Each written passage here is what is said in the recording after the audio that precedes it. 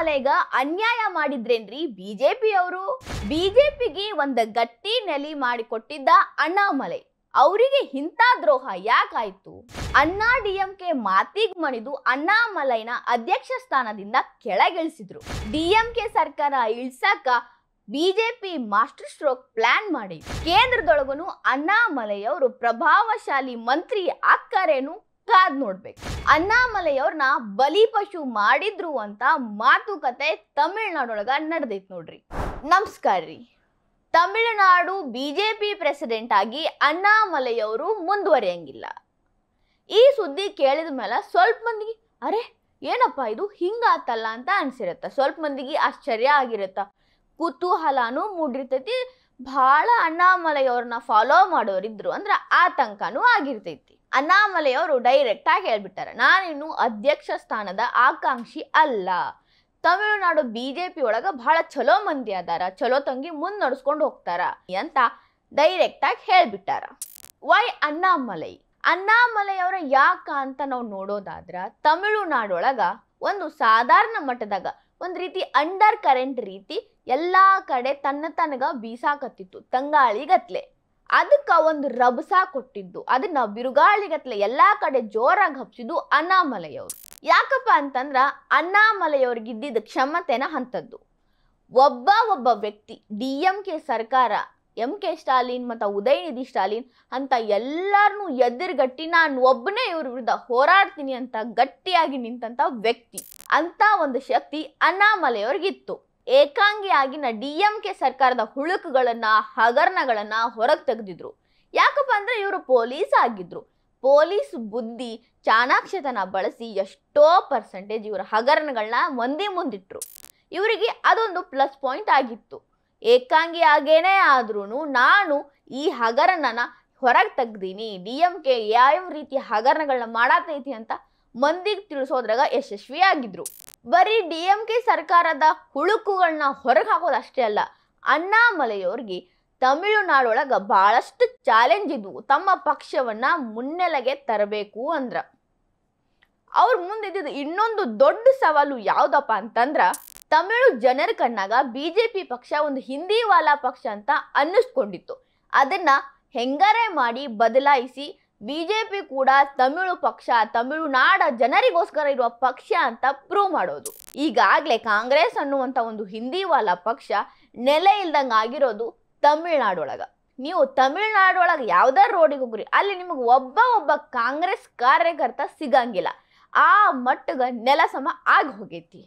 ಅದು ಎಂಥ ಪಕ್ಷ ರೀ, ಕೇಂದ್ರದೊಳಗ ಎಷ್ಟು ವರ್ಷಗಳ ಕಾಲ ಆಳ್ವಿಕೆ ಮಾಡಿದ ಪಕ್ಷ.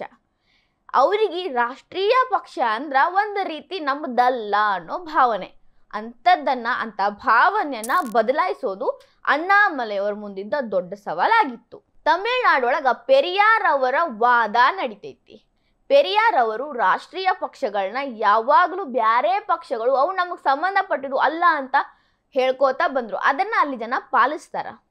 ಹಿಂಗಾಗಿ ರಾಷ್ಟ್ರೀಯ ಪಕ್ಷಗಳಿಗೆ ಅಲ್ಲಿ ನೆಲೆ ಇರಲಿಲ್ಲ. ಇಲ್ಲಿ ಒಂದು ಪಾಯಿಂಟ್ ಏನಿದೆ ಗೊತ್ತೇನ್ರಿ, ಪೆರಿಯಾರ್ ಅವರು ನಾಸ್ತಿಕತೆಯನ್ನ ಎಲ್ಲರ ತಲೆಯಾಗ ಬಿತ್ತಾಕ್ ಹೊಂಟಿದ್ರು. ನಾಸ್ತಿಕತೆ ಅಂತಂದ್ರ ದೇವ್ರ ಇಲ್ಲ, ದೇವ್ರ ಹೆಸರಲ್ಲಿ ನಾವು ಯಾರನ್ನು ಪೂಜೆ ಮಾಡಬಾರ್ದು ಅನ್ನೋದನ್ನ. ಆದ್ರ ಈಗ ನೋಡ್ರಿ, ಹೆಚ್ಚಿಗೆ ದೇವಸ್ಥಾನ ಎಲ್ಲಿ ಅದಾವ? ತಮಿಳ್ನಾಡು. ಹೆಚ್ಚು ದೈವಾರಾಧನೆ ಎಲ್ಲಿ ನಡೀತೈತಿ? ತಮಿಳ್ನಾಡು. ಹೆಚ್ಚು ಮಂದಿ ದೇವ್ರನ್ನ ನಂಬುತ್ತಾರೆ ಎಲ್ಲಿ? ತಮಿಳುನಾಡೊಳಗ. ಆದ್ರೆ ಅವ್ರು ಸಪೋರ್ಟ್ ಮಾಡೋದು ದೇವ್ರ ಇಲ್ಲ ಅಂತ ಹೇಳ್ತಿದ್ದ ಪೆರಿಯಾರ್ ಅವರ ಪಕ್ಷಕ್ಕ. ಅಂದ್ರೆ ಅವರು ನಾಸ್ತಿಕ ಪಕ್ಷಕ್ಕ ಸಪೋರ್ಟ್ ಮಾಡ್ತಾರ. ಆದ್ರ ಪೆರಿಯಾರ್ ಅವರ ನಾಸ್ತಿಕವಾದವನ್ನ ಪಾಲನೆ ಮಾಡಂಗಿಲ್ಲ. ತಮ್ಮಷ್ಟಕ್ಕೆ ತಾವು ದೇವ್ರ ಮೇಲೆ ಭಕ್ತಿ ಇಟ್ಕೊಂಡ ಮುಂದೆ ಹೊಂಟಾರ. ಅಂದ್ರೆ ಅವರ ಅಭಿರುಚಿ ತಮ್ಮ ವೈಯಕ್ತಿಕಕ್ಕೂ ಮತ್ತು ರಾಜಕೀಯಕ್ಕೂ ಬೇರೆ ಬೇರೆ ಐತಿ. ಇದನ್ನ ಅಣ್ಣಾಮಲೈ ಅವರು ಬಳಸ್ಕೊಳಕ್ ಹೊಂಟಿದ್ರು. ಹೆಂಗಪ್ಪ ಅಂತಂದ್ರ, ಇದು ನಮ್ಮ ಪಕ್ಷ ಅಲ್ಲ ಅಂತ ಮಂದಿ ಬಿಜೆಪಿನ ದೂರ ಇಟ್ಟಿದ್ರಲ್ಲ, ಇದು ನಮ್ಮದ ಪಕ್ಷ ಐತಿ ಅಂತ ಪಾದಯಾತ್ರೆ ಕೈಗೊಂಡ್ರು. ನಾನು ರಾಷ್ಟ್ರೀಯ ಪಕ್ಷದಿಂದ ಬಂದ್ರು, ನಿಮ್ಮ ಸೇವೆಗೆ ಬಂದೀನಿ ಅಂತ ಹೇಳಿ ಮನೆಗೆ ಹೋದ್ರು, ಗುಡ್ಸುಲ್ದಾಗ ಮುಕ್ಕೊಂಡ್ರು, ಎಲ್ಲಾರ ಜೋಡಿ ಊಟ ಮಾಡಿದ್ರು, ಕಸಾನೂ ಗುಡ್ಸಿದ್ರು. ಅಂದ್ರ ಅಷ್ಟು ಕೆಳಮಟ್ಟಕ್ಕೆ ಬಂದು ಬಿಜೆಪಿ ಪಕ್ಷ ನಿಮ್ಮ ಪಕ್ಷ ಅಂತ ಗುರ್ತಿಸಕ ಕಾರಣ ಆದ್ರು. 2-3% ಬರ್ತಾ ಇದ್ದಿದ್ದು ಓಟ್ ಶೇರ್ 11% ಹೋಗಾಕ ಅಣ್ಣಾಮಲೈ ಕಾರಣ ಆದ್ರು. ಇದೊಂದು ರೀತಿ ದೊಡ್ಡ ಅಚೀವ್ಮೆಂಟ್, ದೊಡ್ಡ ಸಾಹಸನ ಹೌದು. ಇದು ಲೋಕಸಭೆದಾದ್ರ ಲೋಕಸಭೆಗಿನ್ನ ಕಠಿಣ ಯಾವ್ದಪ್ಪ ತಮಿಳ್ನಾಡು ಒಳಗ ಅಂದ್ರೆ ವಿಧಾನಸಭೆ ಚುನಾವಣೆ. ಹೆಂಗಪ್ಪ ಅಂತಂದ್ರ ವಿಧಾನಸಭೆ ಎಲ್ಲಾ ಕ್ಷೇತ್ರಗಳಿಗಾಗತ್ತ, ತಮಿಳುನಾಡು ಪ್ರತಿ ಕ್ಷೇತ್ರಗಳಿಗೆ. ಅಲ್ಲಿ ತಮಿಳುನಾಡು ಹಳ್ಳಿ ಹಳ್ಳಿಗೂ ಬಿಜೆಪಿ ಮುಟ್ಟಬೇಕು. ಹಂಗಾಗ್ಬೇಕು ಅಂದ್ರ ಅಲ್ಲಿ ಗ್ರೌಂಡ್ ಲೆವೆಲ್ ಕಾರ್ಯಕರ್ತರು ಬೇಕು. ಗ್ರೌಂಡ್ ಲೆವೆಲ್ ಅಂದ್ರ ಪ್ರತಿ ಒಬ್ಬ ಮನೆಗೂ ಬಿಜೆಪಿ ಕಾರ್ಯಕರ್ತ ಮುಟ್ಟಬೇಕು. ಹಂಗ ಕೆಲಸ ಮಾಡಬೇಕು ಅಂದ್ರೆ ಬಿಜೆಪಿಗೆ ಮೈತ್ರಿ ಬೇಕಾಗತ್ತ. ಯಾಕಂದ್ರೆ AIADMK ಏನೈತಲ್ಲ ಅದು ತಮಿಳು ದ್ರಾವಿಡಿಯನ್ ಪಕ್ಷಗಳ ಪಟ್ಟಿಯಲ್ಲಿರುವಂತ ಪಕ್ಷ. ಅದು ಎಲ್ಲಾ ಮನೆನೂ ಮುಟ್ಟೈತಿ ಆಲ್ಮೋಸ್ಟ್. ಯಾಕಂದ್ರೆ ದ್ರಾವಿಡಿಯನ್ ಪಾಲಿಸಿಯನ್ನ ಅದು ಫಾಲೋ ಮಾಡ್ತೈತಿ. ಹಿಂಗಾಗಿ ಬಿಜೆಪಿ ಜೊತೆ ಮೈತ್ರಿ ಆದ್ರೆ ಬಿಜೆಪಿ AIADMK ಸೇರ್ಕೊಂಡು ಪ್ರತಿಯೊಬ್ಬ ವೋಟರ್ನು ಮುಟ್ಟಬಹುದು ಅನ್ನೋ ಒಂದು ಸ್ಟ್ರಾಟಜಿ ಇರಬಹುದು. ಇನ್ನ AIADMK ಪತನದ ಹಂತ ತಲುಪಾತೈತಿ ಅನ್ನೋಷ್ಟೊತ್ತಿಗೆ ಬಿಜೆಪಿ ಎಂಟ್ರಿ ಕೊಡ್ತು. ಜಯಲಲಿತಾ ಆದ್ಮೇಲೆ AIADMKನ ಯಾರು ಸಂಭಾಳಿಸ್ತಾರು ಅನ್ನೋ ಪ್ರಶ್ನೆ ಕಾಡತ್ತಿತ್ತು. ಇದ್ರು ಪಳನಿಸ್ವಾಮಿ ಇದ್ರು, ಅವ್ರೆಂಥವ್ರೆಲ್ಲ ಇದ್ರು ಸರಿಯಾಗಿ ನೇತೃತ್ವ ವಹಿಸೋರು ಇರ್ಲಿಲ್ಲ. ಹಿಂಗಾಗಿ DMK ಮ್ಯಾಲ ಹೋಗಿ ಆಡಳಿತ ಮಾಡಕ ಈಸಿ ಆಯ್ತು. ಈಗ AIADMK ಮತ್ತು ಬಿಜೆಪಿ ಸೇರ್ಕೊಂಡು ಗಟ್ಟಿಯಾಗಿ ನಿಂತು ಅಂದ್ರ DMKಗೆ ನಡುಕ ಚಾಲು ಆಗ್ತೈತಿ. ಈ ಲೋಕಸಭೆ ಒಳಗ್ ಬಂದಿರುವಂತ ಸ್ವಲ್ಪ ಮಟ್ಟಿನ ಯಶಸ್ಸನ್ನ ಹೆಂಗರೆ ಮಾಡಿ ವಿಧಾನಸಭೆ ಒಳಗ ಬಳಸ್ಬೇಕನ್ನೋ ಸ್ಟ್ರಾಟರ್ಜಿ ಬಿಜೆಪಿದು. ಅಣ್ಣಾಮಲೈಯವ್ರ ಕೊಡುಗೆ ಬಿಜೆಪಿ ಹೈಕಮಾಂಡ್ಗ ಗೊತ್ತಿಲ್ಲ ಅಂತೇನಿಲ್ಲ, ಎಲ್ಲಾನು ಗೊತ್ತಿರ್ತೈತಿ.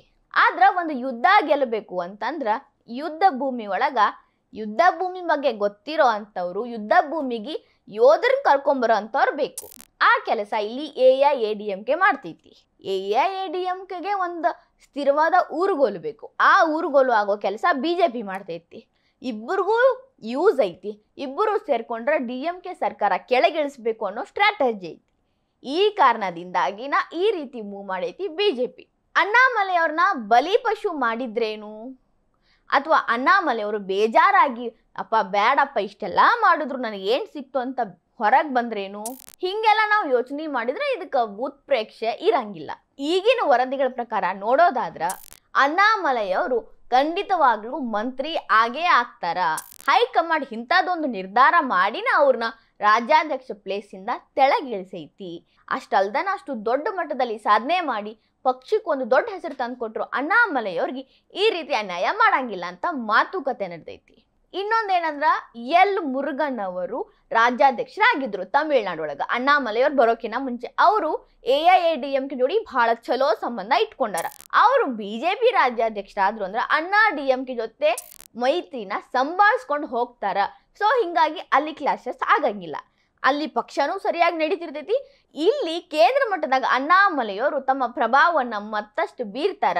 ಅದ್ರ ಜೋಡಿ ತಮಿಳುನಾಡದೊಳಗ ಬಿಜೆಪಿ ಏನೇನ್ ಮಾಡತೈತಿ ಅಂತಾನು ಕಣ್ಣಿಟ್ಟಿರ್ತಾರ. ಹಿಂಗಾಗಿ ಅಣ್ಣಾಮಲೈ ಅವ್ರನ್ನ ಈ ಕಾಡಿನೂ ಯೂಸ್ ಮಾಡ್ಕೊಬೇಕು, ಆ ಕಾಡಿ ಮುರುಗನ್ ಅವ್ರನ್ನು ಯೂಸ್ ಮಾಡ್ಕೊಬೇಕು. ಒಟ್ನಾಗ DMK ಸರ್ಕಾರ ಕೆಳಗಿಳಿಬೇಕು. ಈ ರೀತಿ ಯೋಚನೆ ಮಾಡಿ ಈ ಒಂದು ನಿರ್ಧಾರನ ತಗೊಂಡೈತಿ. ಇದು ಹೆಂಗಪ್ಪ ಅಂತಂದ್ರೆ ನಮ್ಮ ಕರ್ನಾಟಕದಾಗ DKಶಿ ಅವರು ಸಿದ್ದರಾಮಯ್ಯ ಅವರು ಇಬ್ಬರು ಸೇರ್ಕೊಂಡು ಕಾಂಗ್ರೆಸ್ ಪಕ್ಷವನ್ನ ಕಳೆದ ವಿಧಾನಸಭೆ ಒಳಗ ದಡ ಸೇರಿಸಿದ್ರಲ್ರಿ. ಹಂಗ ಸಿದ್ದರಾಮಯ್ಯ ಅವರ ವರ್ಚಸ್ಸು, DKಶಿ ಅವರ ಸಂಘಟನಾ ಚಾತುರ್ಯ ಇವೆರಡೂ ಕೆಲಸ ಮಾಡೋದು. ಹಂಗ ಅಣ್ಣಾಮಲೈ ಅವರ ವರ್ಚಸ್ ಇಟ್ಕೊಂಡು ಮುರುಗನ್ ಅವರ ಸಂಘಟನಾ ಚಾತುರ್ಯವನ್ನ ಬಳಸ್ಕೊಂಡು ಅಲ್ಲಿ ಗೆಲುವು ಸಾಧಿಸಕ ಹೊಂಟೈತಿ ಬಿಜೆಪಿ. ಇದು ಬಿಜೆಪಿಯ ಮಾಸ್ಟರ್ ಸ್ಟ್ರೋಕ್ ಆಗೈತಿ. ಈ ವಿಡಿಯೋ ನಿಮಗೆ ಇಷ್ಟ ಆಗಿದ್ರೆ ಲೈಕ್ ಮಾಡ್ರಿ, ಶೇರ್ ಮಾಡ್ರಿ, ಕಮೆಂಟ್ ಮಾಡ್ರಿ. ಇನ್ನ ಇಂಥವು ಹೆಚ್ಚಿನ ವಿಡಿಯೋ ನೋಡಕ ಹೊಸ ದಿಗಂತ ಡಿಜಿಟಲ್ ಚಾನೆಲ್ಗೆ ಸಬ್ಸ್ಕ್ರೈಬ್ ಆಗ್ರಿ.